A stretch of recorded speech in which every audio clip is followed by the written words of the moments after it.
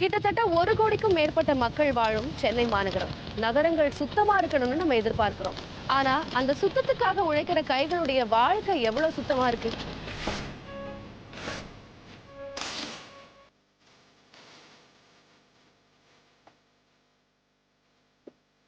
தேர்தல் நேரத்துல வாக்குகள் முக்கியம். ஆனா அந்த வாக்களிக்கக்கூடிய கைகளுடைய வாழ்க்கை, வாழ்வாதாரம், பாதுகாப்பு, ஊதியம், மரியாதை இதெல்லாம் எந்த இடத்துல இருக்கு?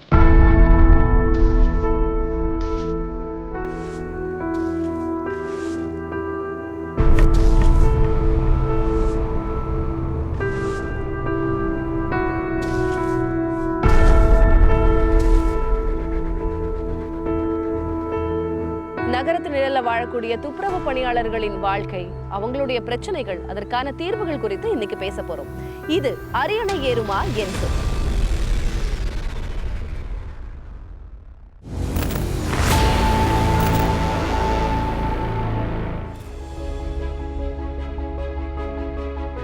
கார் இந்த மாதிரி கார் ஓட்டுறது சின்மசுதியில் வேலை செஞ்சுக்கிட்டாரு.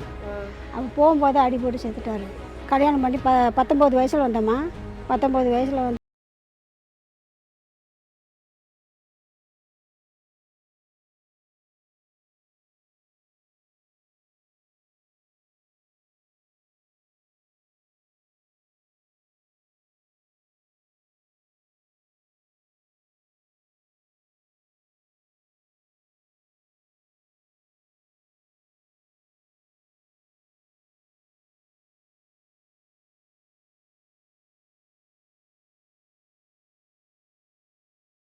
கேன்டீனில் வேலை.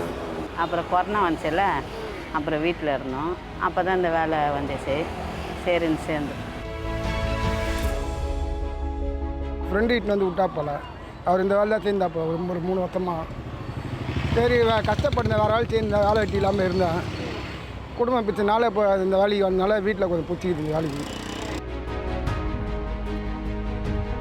வாட்ச்மேன் வேலையெல்லாம் போயிருந்தேன். அது ரொம்ப 12 வேலை. எனக்கு 8 வேலை தான் எனக்கு பிடிக்கும். துப்புரவு வேலையில் எங்கே வேணால் எப்படி வேணால் வரும். மழை வந்தாலும் வரும், வேலை ஜாஸ்தியாக வரும். மற்ற நேரத்தில் ஆர்டினரி ஆகும்போது வேலை வரும்.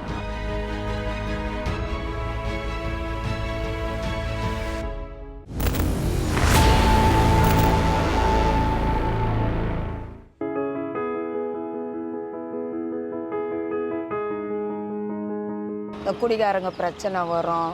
வேறு வீட்டாண்ட சரியாக பெருக்கலைன்னா அவங்க ஒரு மாதிரி பேசுவாங்க.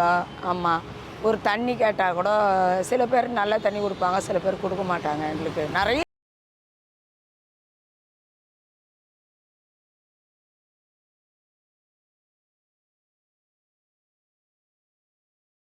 மேலே போடுவாங்க. காவா தண்ணி, முட்டை தண்ணி எல்லாம் தூக்கி கிணறு தான் போடுவாங்க.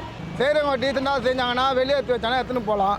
இன்சைடில் டொக்கில் போடுறாங்க, நம்ம என்ன பண்ண முடியும்? இப்போ 4 வீக்காப்பு சம்பளம் லீவ் போட்டால் பிடிச்சிக்குவாங்க, அவ்வளோதான். சம்பளம் கொஞ்சம் ஏற்றினா கொஞ்சம் அதிகமாக இருக்கும். ஒரு நாளைக்கு ஒரு 1000 ரூபாய் சம்பளம்னு கணக்கு போட்டால் இல்லை 800 ரூபாய். இப்போ வந்து 700 ரூபாய் சம்பளம் தான் ஒரு கணக்கு வரும்.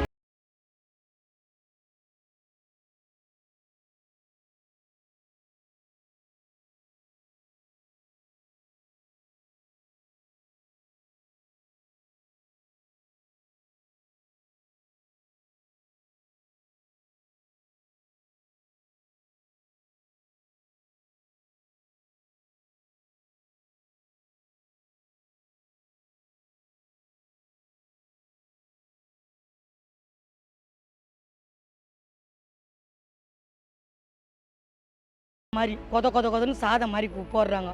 அதை ஒண்டி மாற்றணும். நைட்டில் ஒரு டிஃபன், பூரி, சப்பாத்தி, இல்லைன்னா ஒரு இட்லி, தோசை அந்த மாதிரி போட்டால் எல்லாம் சாப்பிடுவாங்க.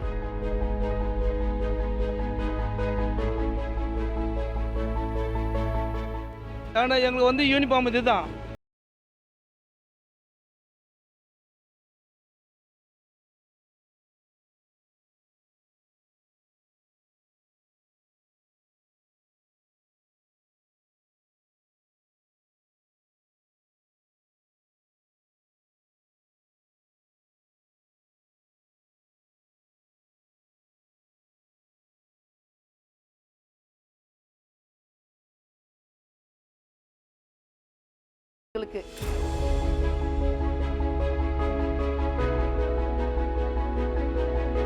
சின்ன ஆட்டோ கொடுத்துக்கிறாங்களே, அதில் வந்து நாங்கள் 2 சைடு கண்ணாடி கிடையாது.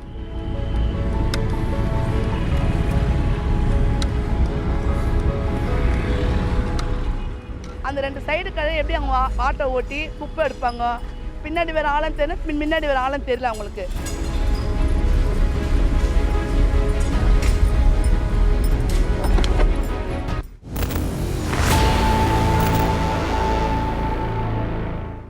தமிழ்நாடு முழுவதும் இருக்கிற உள்ளாட்சிகளில் பணி செய்கிறோம் துப்புரவு தொழிலாளர்கள் லட்சக்கணக்கான பணியிடங்கள் காலியாக இருக்குது.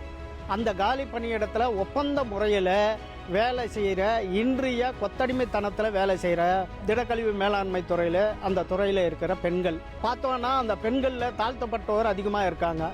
கணவரார் கைவிடப்பட்டோர், விதவைகள், பெண்கள் அதிகமாக இருக்கிற அந்த துறையில் குறைஞ்சபட்ச ஊதியத்துக்கு வேலை செய்கிறாங்க. எனவே அவங்களுக்கு பணி பாதுகாப்பு என்பதே இல்லாமல் இருக்குது.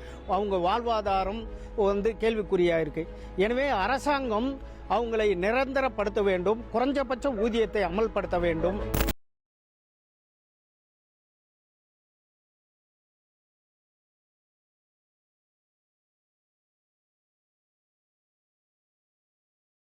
இந்த வேலையெல்லாம் நம்ம செய்யக்கூடாதது அப்படின்னு நினைக்கிறோம். ஆனா இந்த வேலையை யாரோ ஒருத்தர் செஞ்சுதான் ஆகணும் அப்படிங்கறத மட்டும் அமைதியா ஏத்துக்கிறோம்.